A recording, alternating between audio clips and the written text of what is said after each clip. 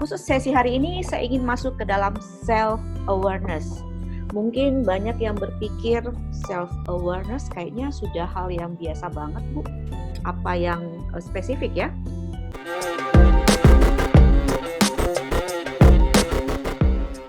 Jadi, let me explain first. Kita lihat definisinya dulu nih. Jadi ada dua definisi yang menarik tentang self-awareness. Mungkin kita bisa baca secara tenang di sana. Yang pertama adalah suatu proses yang membantu Anda mengenal diri Anda dengan lebih baik. Dalam hal ini kita bicara strength, weakness, belief, ya, interest Anda, apa yang Anda suka, motivation Anda, emotion Anda, dan bagaimana Anda bisa mengidentify your career needs, kebutuhan career Anda, terutama kita kaitkan dengan career plan ke depan. Nah, yang kedua yang menarik di sini yang saya ingin angkat adalah self-awareness based on Duval and Wiklund ya. Kalau kita lihat di sini is based on the idea that, nah ini penting banget, you are not your thought, but the entity yang mengobserve your thought. You are the thinker, separate and apart from your thought. Jadi self-awareness yang kedua di sini yang menarik banget adalah bagaimana kita juga aware how we observe our thought, our emotion. Karena itu akan berdampak di action kita, ya. Jadi ada dua definisi di sini. Kemudian next kita lihat, when you are self-aware, you can see where your thought and emotion are guiding you. Jadi ini dari developgoodhabits.com. Kalau kita lihat kondisi saat ini COVID, saya yakin banyak banget di antara kita semua yang panik, stres, mungkin frustasi, depresi, ya, karena news, kemudian informasi, kita juga tahu ekonomi juga mengalami perlambatan, ya. Jadi di sini penting banget self-aware adalah kita bisa mengontrol pikiran kita. Jadi jangan kita dikendalikan oleh external factors, tapi kita bisa fokus. Kita bisa fokuskan pikiran kita kemana. Jadi itu juga termasuk komponen penting dalam self-awareness. Nah, yang menarik research yang terkait self-awareness di sini ya. Jadi benefitnya apa sih? Ya tentu kita semua tahu lah kalau kita bicara semakin mengenal diri berarti kita growing. Itu kata kuncinya ya. Jadi di sini ada 4 benefitnya ya. Kita menjadi lebih proaktif. Kemudian kita menerima diri lebih bagus karena kita sudah tahu kita punya potensi, kita punya strength, weakness, kita tahu how to deal with the others, with the environment ya. Yang kedua, self-awareness allow us to practice self-control. Jadi ini kalau saya kaitkan di bukan menjual ya, saya kaitkan di Alpha Code client. Ini karena mereka tahu mereka punya weakness, mereka tahu mereka punya strength seperti apa, terutama di weakness-nya. Mereka tahu kalau menghadapi situasi seperti ini bagaimana mereka bisa tetap calm ya, tetap cool, bagaimana mereka bisa mengontrol emosi Anda. Jadi ini penting banget. Terutama kalau kita bicara terkait emotional intelligence, nanti social intelligence, itu dampaknya luas banget. Kemudian yang ketiga, better decision making. Karena mereka sudah tahu apa yang ada di dalam mereka. Jadi kalau mau S2, mau bisnis, Anda mau kerjakan project A, Anda sudah tahu di dalam Anda itu seperti apa. Sehingga you know how to plan to go there, ya. Kemudian yang keempat, it can make us better at our jobs. Jadi paling simpel kalau 2 tahun, 3 tahun Anda selalu mengalami progression, itu berarti Anda sudah self-awareness-nya udah bagus. Tapi kadangkala ada satu titik kita benar-benar stuck dan you need others people, maybe coach, mentor to help you go there, ya. Jadi ujung-ujungnya self-awareness ini membantu kita self-confidence, ini udah pasti.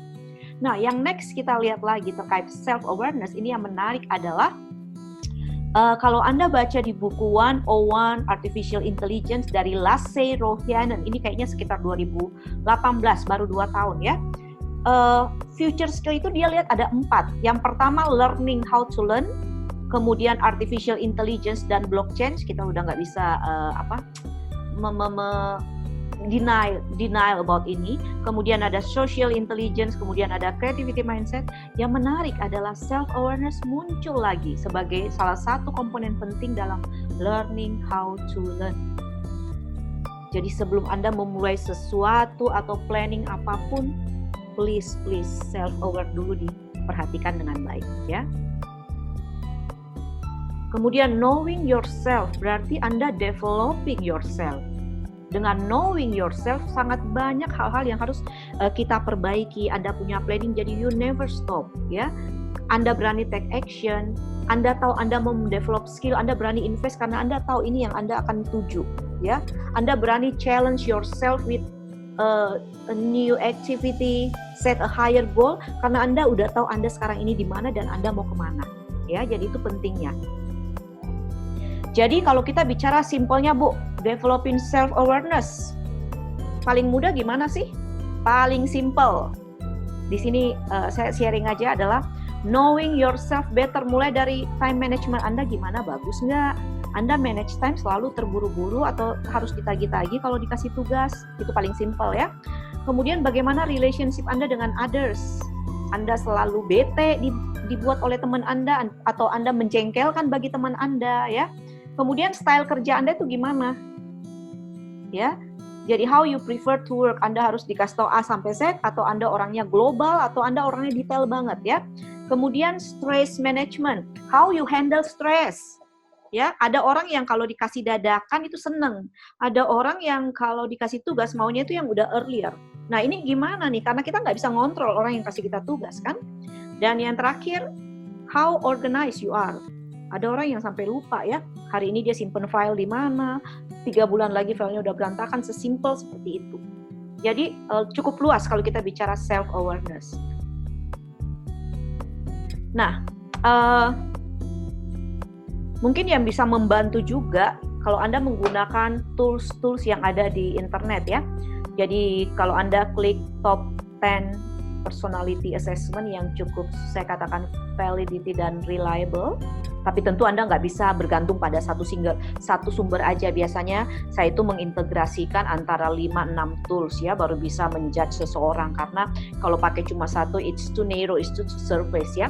Jadi biasanya yang paling sering orang pakai ada MBTI, ada DISC, ada Winslow, kemudian ada Enneagram, kemudian sekarang ini ada muncul Gallup ya, kemudian ada yang saya nggak bisa sebutkan satu-satu, banyak banget, mungkin lebih dari 20 ya. Jadi mungkin Anda bisa mulai melakukan secara cari yang free dulu kalau Anda ada mengalami kesulitan dana. Tapi kalau Anda bisa melakukan tes ini mungkin ya udah bisa melihat mengukur diri secara objektif ya, itu akan sangat membantu untuk di awal sekali, untuk basic banget ya. Kemudian kalau kita bicara self awareness ya, 5 tahun terakhir muncul suatu konsep ikigai, makna kehidupan ya. Jadi dari Jepang ini ada 4 komponen, ada passion, ada mission, ada profession, ada vocation. Nah ini silakan Anda bisa mempelajari ikigai, tentunya nggak mudah karena ya butuh waktu juga untuk mengeksplor dan sebaiknya jangan cuma sendiri ya. Jadi ada orang-orang lain yang membantu Anda. Yang berikutnya, nah ini tips terakhir untuk fresh graduate.